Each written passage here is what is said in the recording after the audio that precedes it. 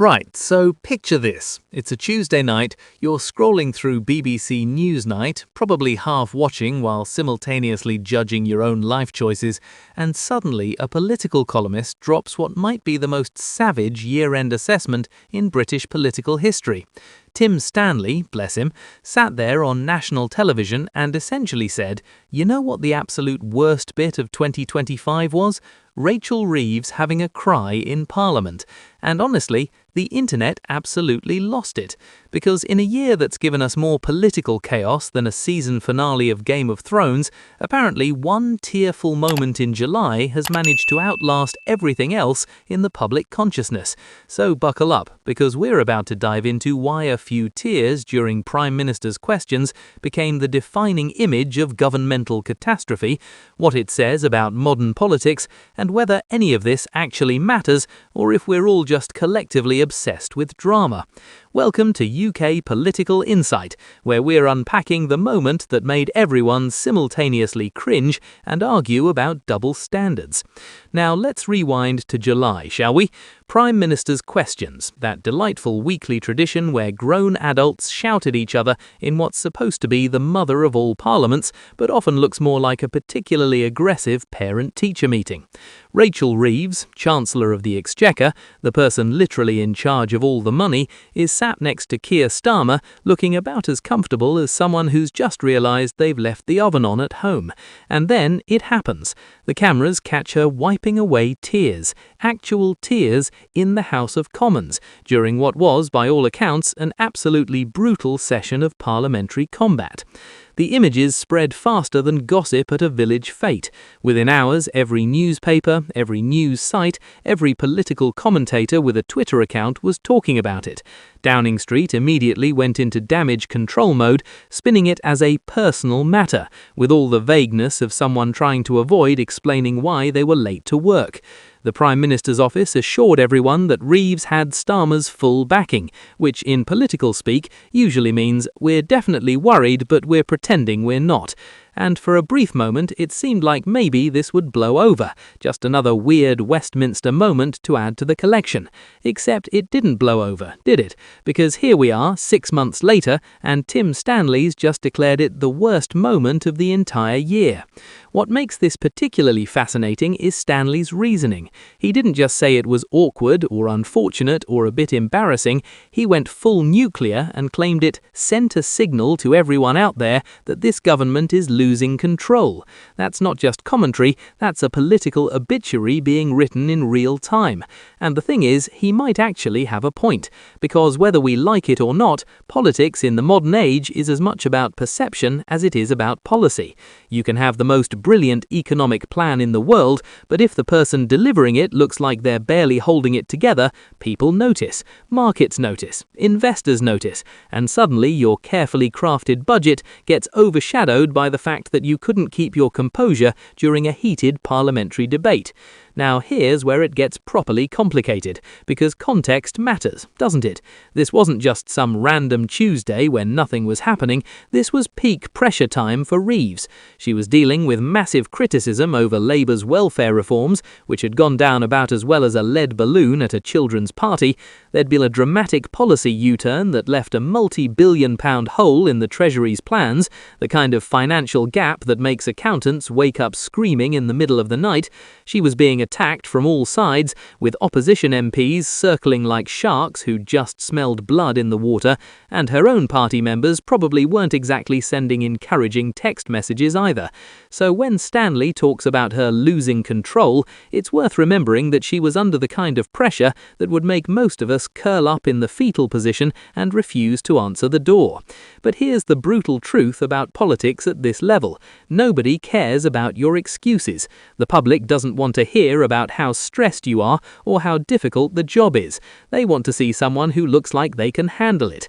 Fair? Probably not. Reality? Absolutely. And that's what makes this moment so devastating for Reeves, because regardless of what was actually going through her mind, regardless of what personal issues might have been affecting her, the lasting image is one of a chancellor who couldn't keep it together when the heat was on. And in politics, image is everything.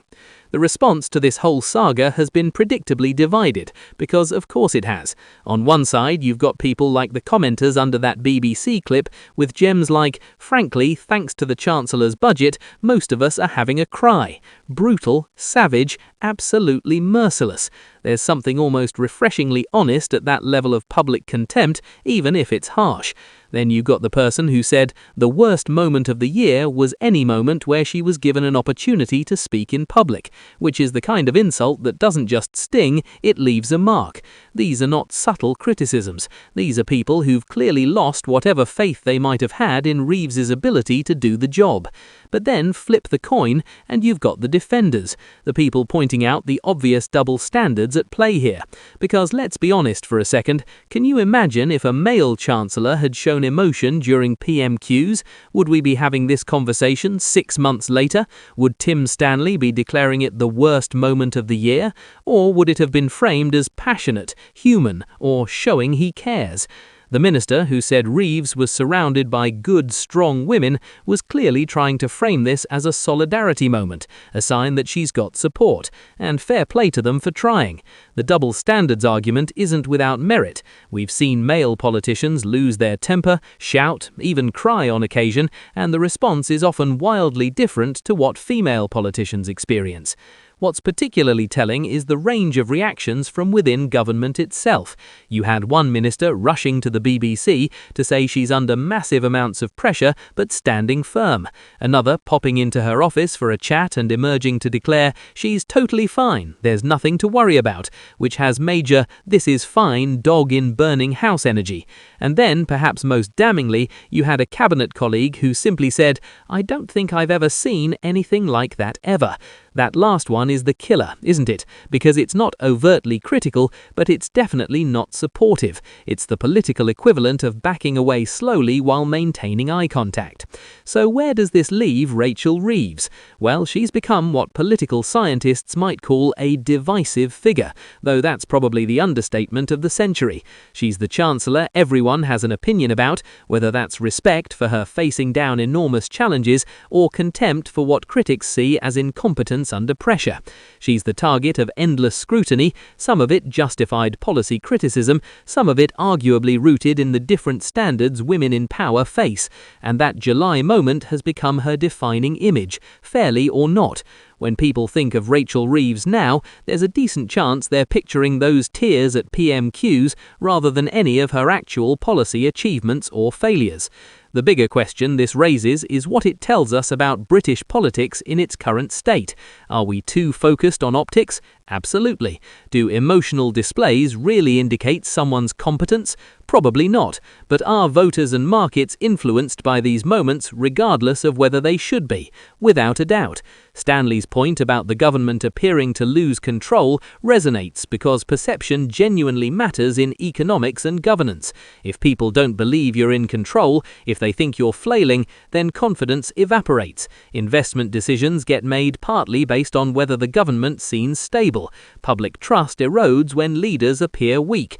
It's not fair, it's not necessarily logical, but it's how the system works. And that's what makes this such a perfect storm for Reeves. The tears came at precisely the wrong moment during a period of maximum vulnerability when her policies were already under fire and her position was being questioned. It gave her critics the perfect ammunition and her defenders an uphill battle. Even if there were perfectly valid personal reasons for her emotional state that day, even if she'd just received devastating news or was dealing with something genuinely overwhelming, none of that changes the political impact. The moment exists, the image exists, and Tim Stanley naming it the worst moment of the year ensures it gets dragged back into the spotlight just when everyone thought we might have moved on. What's particularly interesting is how this reflects our broader relationship with politicians. We demand they be perfect. We expect them to handle enormous pressure with grace and composure. We want them to care deeply about the issues but never show vulnerability. We criticize them for being robotic and inhuman, but then pounce the second they display actual human emotion. It's an impossible standard, and yet it's the one we collectively enforce. Rachel Reeves found herself caught in that trap, and the consequences have been brutal. The welfare reforms and Treasury U-turn that were providing the backdrop to this moment have largely been forgotten in the noise about the tears themselves. That's both weird and revealing. The actual policy disasters that were causing the pressure barely get mentioned anymore, while the emotional response to that pressure has become the story. It's like watching a building burn down and focusing entirely on the fact that the firefighter looked stressed. The substance gets lost, while we obsess with the style, or lack thereof. Looking ahead, the question is whether Reeves can recover from having this moment branded the worst of the year. Can you come back from that?